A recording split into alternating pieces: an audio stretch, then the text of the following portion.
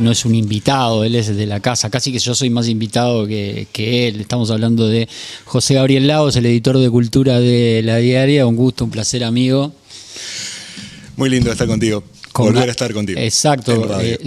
Quiero decir que sonaban los vidrios, ya vamos a hablar del tema, porque además es de esa época a la cual nos vamos a referir, una canción que se llama No sé quién soy, muy pop para la época, tiene esa particularidad, pero antes simplemente una leve digresión, con Gabriel fue parte de Mundo Cañón, tenía un guiño para algún viejo cañonero que esté mirando, que estoy seguro que si yo le digo el hombre de la agencia.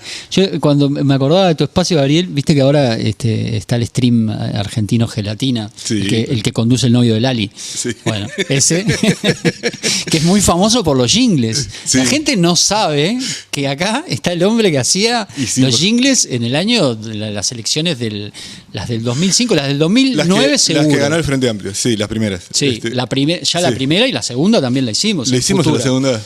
Hicimos en AM Libre y en Futura, y Gabriel hacía jingles para los candidatos. Y recuerdo uno de Stirling que creo que lo tengo todavía. ¿Ah, sí? ¿Están esas grabaciones? Alguna cosa tengo. Y hacíamos análisis también, ¿no? Sí, entre comillas. Análisis semióticos de los mensajes de campaña, de los equipos de comunicación, sí. Cuando no era tan común. Miren, para decirles algo, en esa época estaba Fernando Andach y Gabriel. Sí, ahí peleando.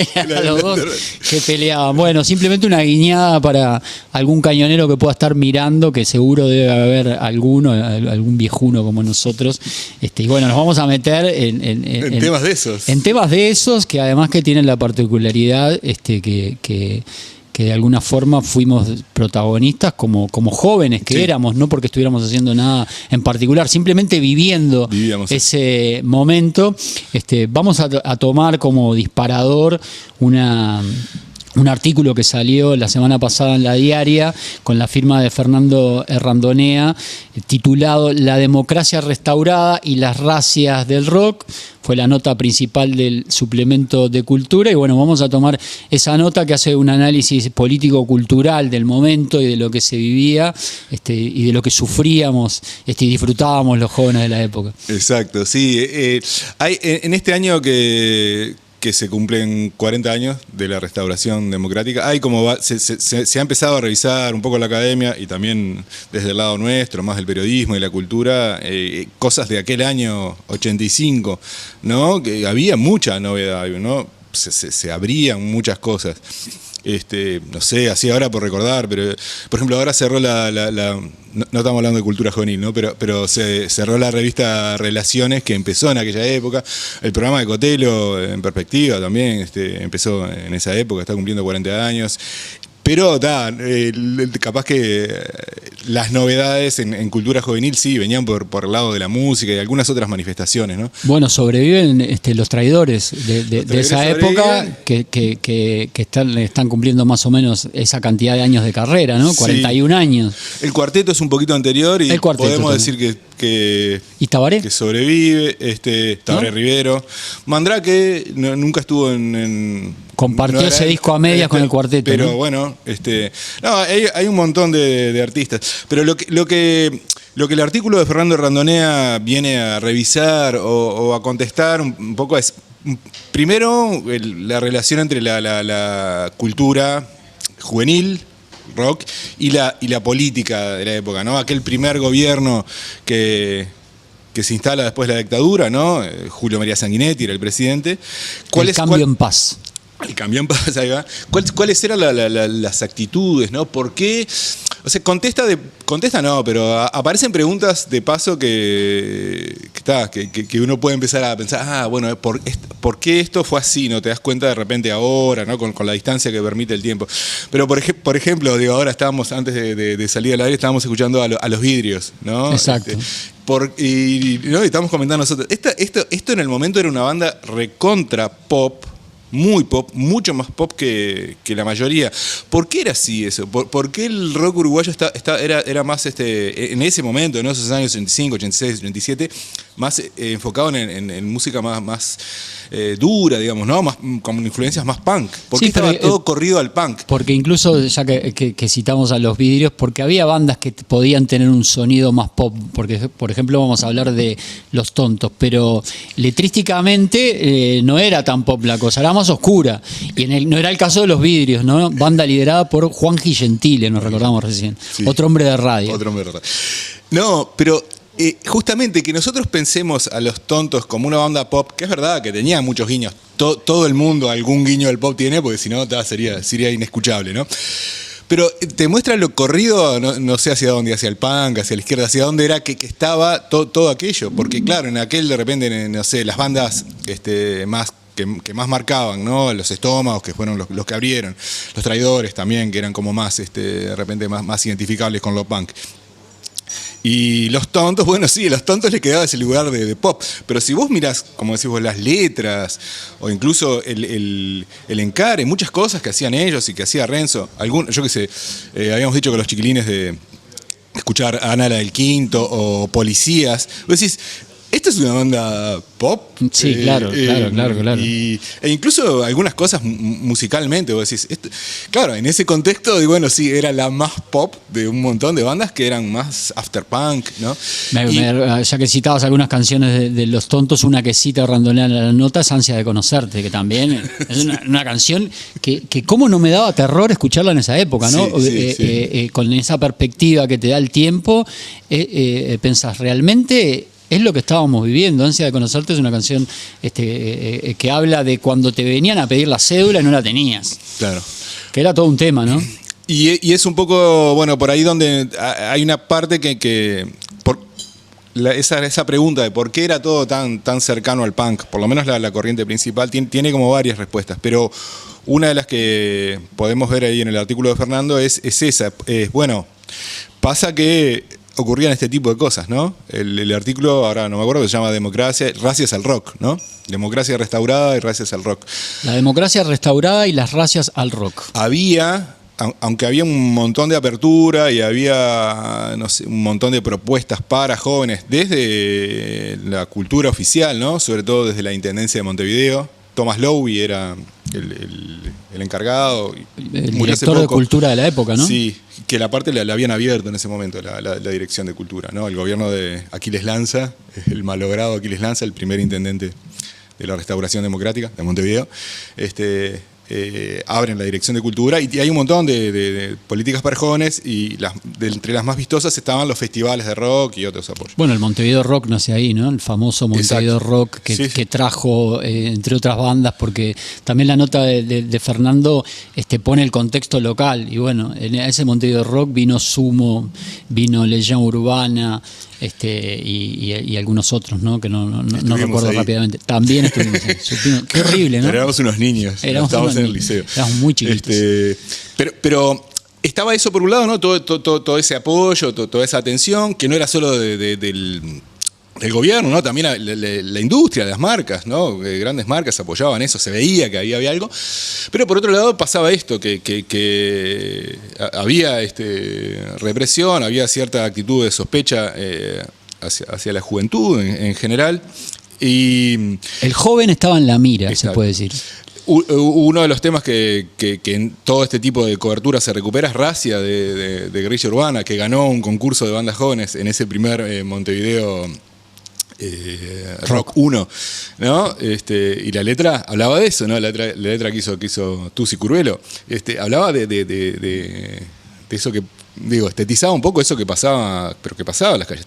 Yo recuerdo haber esquivado volviendo de un cumpleaños de 15, haber esquivado alguna racia, nos tiramos atrás de un muro y pasamos. Sí, la racia consistía en levantar jóvenes que andaban vagando por las calles de Montevideo. Un Montevideo además que tampoco era, que lo más común era vagar, pero ¿por qué? Porque no había muchas opciones. Muchas cosas, claro. Entonces lo que te quedaba era caminar un poco por la calle, claro, y moverte de un lado al otro sin rumbo, y bueno, donde te pescaran sin documentos, pasabas la noche en la comisaría. Es verdad, era simplemente así. Sí, ahora que lo pienso, sí, hacíamos mucho eso. Sí, andar por ahí, de repente tomando algo, pero andar nomás. Se caminaba mucho. Bueno, pero vamos a volver al resto del mundo. Nos vamos. Entonces, ¿por qué era todo tan así? ¿Por qué había esa ambigüedad, no? Entonces, ¿y por qué el rock uruguayo? Eso explica un poco por qué eran tan punks o tan contestatarias en algún sentido muchas de las bandas que más importantes, ¿no? Y Fernando, una cosa interesante que vos me dijiste que te había llamado la atención es que lo comparaba de repente con otros países de la región, sobre todo en Argentina, ¿no? Donde obviamente había bandas de punks, ¿no? Yo qué sé, Los Violadores para mí son una enorme banda en ese sentido, ¿no? De punk pop, ¿no? Esa inteligencia para meter un tema. Y además muy pioneros para la época porque arrancaron en el año 81 cuando las cosas no eran tan fáciles, ¿no? Como se pusieron después en el 83 con la famosa primavera alfonsinista. Exacto, pero Los Violadores no eran la corriente principal. Las bandas argentinas eran mucho más pop, ¿no? Yo qué sé, pensemos, no sé, Soda Stereo. Hay que empezar por Soda. Una super banda pop. ¿No? Sí. Los Redondos son otra cosa distinta. Lo propio que hacía Charly García, lo propio que hacía Fito Páez. ¿Cómo se vuelven? Todo es, y bueno, claro, entonces, ¿por qué? Bueno, y claro, en realidad... Eran parte del status quo, digamos. Bueno, capaz que es un poco fuerte lo que dijiste, pero sí. En Argentina, ¿no? No, pero es verdad. Sobre todo, en Argentina nunca dejó de haber rock aparte, ¿no? La carrera de Charly García, muchos, ¿no? De sus bandas y sus momentos más importantes son en los 70, o sea, después de la dictadura. Pero cuando el conflicto con Malvinas, ¿no? Con el conflicto con Inglaterra, en un momento prohíben el rock en inglés, entonces las radios tenían que pasar música en español y ahí el rock nacional era también parte de lo nacional general, claro. ¿No? Entonces... de hecho hubo algunos recitales muy polémicos que en aquel momento eran muy bien vistos y que hoy se cobran esas cuentas, ¿no? Donde participaban muchas bandas de alguna manera convocados para apoyar lo que estaba sucediendo en el conflicto con Malvinas, ¿no? Sí, que incluso hoy eso causa conflicto. O sea, nosotros desde Uruguay la podemos ver más clara, pero si en Argentina esto sea distinto, porque, recordemos para los más jóvenes, era una dictadura militar y eso a nosotros ya de pique nos parece condenable y todo lo que... Pero al revés, pero al mismo tiempo era un conflicto de tipo independentista, ¿no? Nacionalista, ¿no? Era una potencia extranjera y aparte estaba el imperio británico que reclamaba, o sea, había toda esa cosa que sí que es, más entendible, ¿no? Desde un punto de vista soberanista. Pero, claro, nosotros vemos y, esta gente tocó para... Nosotros podíamos decir, tocó para los militares, tocaron para Argentina, pero lo puedo atar con algo para decir acá. Entonces acá podremos decir que esta gente, la nuestra, tocó para el Partido Colorado de la época. Bueno, esa parte es muy linda. Aparece un poco la nota de Fernando y aparece en otras investigaciones. Hay tesis sobre el tema. No sé si hay tesis, pero hay muy lindas investigaciones. Mirá, yo traje alguna cosa, vine con mucha bibliografía. Hay una nota de Lento en el número 27 que salió en junio de 2015. Nacho Martínez hizo una nota que un poco habla sobre eso. Habló con Zainetti, habló con Lowy, habló con gente de las bandas para investigar un poco qué tan planeado estaba ese acercamiento del Partido Colorado, que era gobierno de Montevideo y a nivel nacional, ¿no? Con esa cultura juvenil y esa ambigüedad también que había, ¿no? Porque al mismo tiempo ocurría la represión. Y luego dice una cosa muy interesante, esta es la revista que salió hace un montón, pero bueno, claro. 10 años. Sí. 40 del 85 y 10 de la revista. Exacto, sí, eran 30 años. Claro. Ahí se hacían los 30. Sí, y Lowy dice... miren que no éramos ni tan burros, o sea, como para no ver lo que pasaba, pero tampoco tan geniales para estar haciendo una propaganda masiva, una campaña así como de captación de jóvenes para futuro que nos votaran. Pero sí hubo polémicas por un toque de los traidores, ¿te acordás en que se decía que tocaron para la intendencia, ¿no? En fin, toda esa cosa, ¿no? Él se vendió en esa forma de pensar tan pan, tan en mi memoria, pero capaz que me falla, algo hizo el Congo Bongo también para el Partido Colorado. Sí. que fue muy polémico. El venderse, o sea, también en esa forma de pensar es importante, ¿no? Bueno, se vendió, no sé qué, no solo en el punk, ¿no? También en otros tipos. En esa época te iban a ver más de 50 personas y te habías vendido. Exacto. Era un poco Había así una la cabeza. contradicción con, ¿no? Claro, el pop busca, ¿no?, la masividad y ese rock tenía alguna semillita por lo menos que le impedía éramos terribles con nosotros mismos, ¿no? crecer. Y bueno, y un poco todo eso.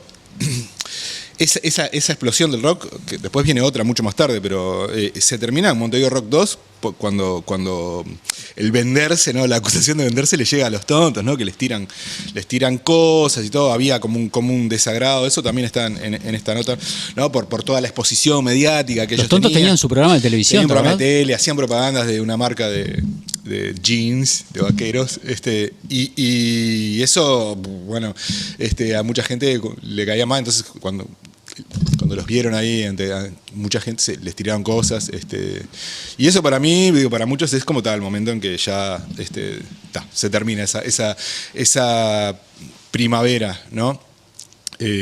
Hay otro. Digo, ya, aprovechando que traje tanta cosa, mi hermano Leo Lagos, hizo un libro en formato tipo fotonovela. Bueno, yo ahí fue la primera vez que particularmente que escuché. Yo para mí era ajeno a ese debate de si en realidad el rock había sido fomentado por el Partido Colorado con oscuros intereses, y bueno, es de los primeros que lo plantea en una novela gráfica seriamente, ¿no? Sí, el formato tiene mucho de personal, así, porque cuenta un poco la historia de cómo nosotros nos acercábamos, cómo nos llegaba, lo que decías, cómo nos llegaba esa música, y se pregunta, pero bueno, y nos engañaron, y después da un montón de respuestas, ¿no? Y también habla con un montón de gente y con músicos, y bueno, sí, es un momento en el que también hay que recordar, para contextualizar, que en el mundo estaban pasando un montón de cosas que tenían que ver con una renovación del rock, ¿no? Y por distintos motivos, no solo por represión, sino también yo creo que por desinterés de las emisoras comerciales, muchas cosas nuevas que estaban pasando, que tenían que ver, ¿no?, con la New Wave, ¿no?, con todo el afterpunk, no llegaban mucho, ¿no? Yo recuerdo escuchar la radio cuando era chico, y era Kiss y Queen, eso era el rock, ¿no? ¿A vos te pasaba? Meridiano Juvenil. Bueno, Meridiano Juvenil era un lugar donde otro rock, más hard rock, así como que sobrevivía, ¿no? Pero era una isla, ¿no? Sí. Pero de repente los programas más, yo qué sé, Independencia ya no existe más, ¿no? O sea, podemos hablar. CX50 Radio Independencia. Ahí el rock era otra cosa, ¿no? Y entonces, bueno, con la apertura coincide que empieza a llegar. Tiene que ver, acá es chico también, ¿no? Entonces, lo que algunos individuos hacían para difundir, de repente terminaba teniendo como un alcance importante, ¿no? Yo creo que hubo personas que trajeron música, y después hubo personas que vieron, bueno, esto se parece a lo que está pasando en el resto del mundo, ¿no? Como el que abrió una cancha de pádel, o no sé, o pone un canal de streaming, dice, bueno, esto en algún momento si funciona en otros lados, va a funcionar acá. Exacto. Entonces, nada, sobre todo Palacio de la Música, ¿no? Que en aquel momento la persona que dirigía la parte artística era Alfonso Carbone. Bueno, esto tendría que andar, ¿no? Y hay marcas que se interesan también, ¿no? Aparecen auspiciantes, o sea, es algo novedoso que tenía que ver con un momento novedoso.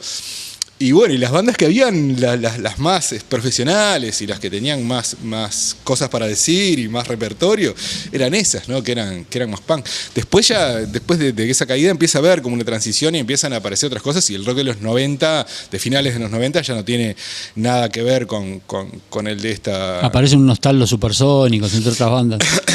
Entre otras. Pero esa época, el principio de los 90, que están los Chicos Eléctricos, la Hermana Menor, aparecen la buenos muchachos. Es un momento bajo en realidad del rock nacional. Es todo bastante under, no es de grandes festivales ni de ninguna de esas bandas. En aquel momento, Trotsky ahora es otra cosa, pero en aquel momento eran bandas con muy poca convocatoria. Tocábamos en los mismos lugares muy chicos. Y el fenómeno... Y hasta finales de los 90, que aparece la Vela Puerca, No Te Va a Gustar, que ya son como otra cosa. El rock yo creo, deja de tener masividad, Un poco por eso, ¿no? Porque Sí, ahí había algo en esa burbuja que también tenía su propia antídoto. Yo creo que ahí, que era muy denostado por ese tipo de rockeros, el fenómeno exitoso era Nickel, ¿no? En los 90. Nickel es como un puente, ¿no? En todo eso, yo pienso, porque tenían claramente, ¿no? Escuchaban pop, tenían una vocación, probaron cosas muy distintas. Si vos escuchabas los primeros discos de Nickel, tiene cosas como muy distintas, ¿no? El primero tiene caja de ritmos. Y es más parecido a Police. Y después van encontrando como otra. Ellos son como el puente, me parece, entre el puente no, pero lo que sobrevive con cierta capacidad de convocatoria hasta que después, a fin de los 90, vuelve. Gabriel, nos quedan escasos minutos, pero tenés 2 libros mucho más actuales, que es lo que me interesa que comentes, porque además son 2 libros que me interesa tu mirada, porque son 2 libros que no leí todavía y que les tengo muchas ganas. Dale, bien. Mirá, Hugo Gutiérrez es integrante de La Sangre de Verónica, una banda punk que surgió un poco después, pero él acá en este libro, Nacidos para Molestar, cuenta desde un punto de vista personal muchas cosas que vivió como como joven y también después como músico y como amigo de músicos de esa época. Son un montón de testimonios, pero por ejemplo, tienen entrevistas, tiene una muy buena con Renzo Teflón, con Renzo Guridi, el líder de Los Tontos, que murió. Falleció hace pocos años, ¿no? Sí, en 2018, 19. Y él dice una cosa interesantísima en un momento, y creo que ese es el título del capítulo, que dice: Ana la del Quinto era yo, soy yo, ¿no? Como Madame Bovary soy yo, bueno, Ana del Quinto soy yo. Dice, y cuenta por qué ese tema de las explosiones en su casa tenía que ver con su historia familiar, y explica un poquito también por qué esa oscuridad que tenían los Tontos, ¿no? Porque tenía que ver también con la historia de él y de su familia, que habían sido víctimas de la represión. Bueno, este libro es de Hugo Gutiérrez, es muy disfrutable por ese tipo de hallazgos, y es como una historia lateral que está bueno. Y después hay otra que es más lateral todavía, que es más reciente, que es una novela, no tiene nada que ver, de Diego Recoba, que se llama Antártida y sus galaxias, y es como la historia es todo ficción, ¿no? Es la historia de una persona que en un momento de los 80, una chiquilina, era todo muy masculino esto, tenemos que decirlo, excepto el otro día con Lucas hablábamos, no sé, la cantante de la Tabaré. ¿Sabés lo que me acordé el otro día, sabiendo que venías de una banda que era liderada por 2 hermanas que se llamaba Femmes Fatales? Es verdad. Y que encontré cosas en YouTube de ellas. Pero no era mayoritario. No era la común, lejos, ¿no? Era lo común. Era una rareza Femme Fatale.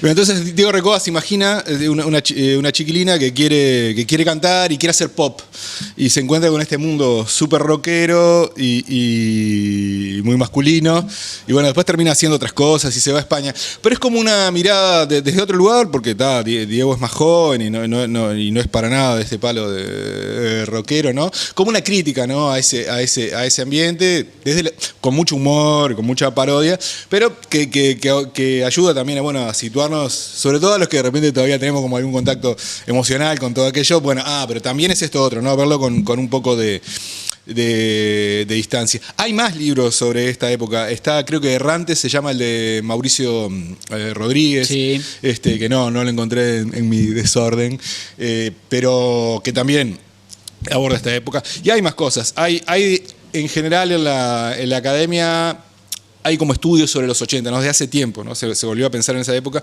y ahora con todo esto de la aniversario de la democracia vuelve, ¿no? A ver, y esto es parte importante, toda la cultura juvenil es parte importante. Yo ahí en un viaje más académico recomiendo mucho, que ese sí lo leí, un libro que se llama ¿Quién escupió el asado?, que es un libro creo que él viene de las ciencias sociales, Diego Pérez es el que lo escribió, es un libro muy interesante, subtitulado Subcultura y anarquismo en la postdictadura Uruguay 1985-1989, que está súper interesante. Él trabaja mucho, creo, con los fanzines, ¿no? Exacto.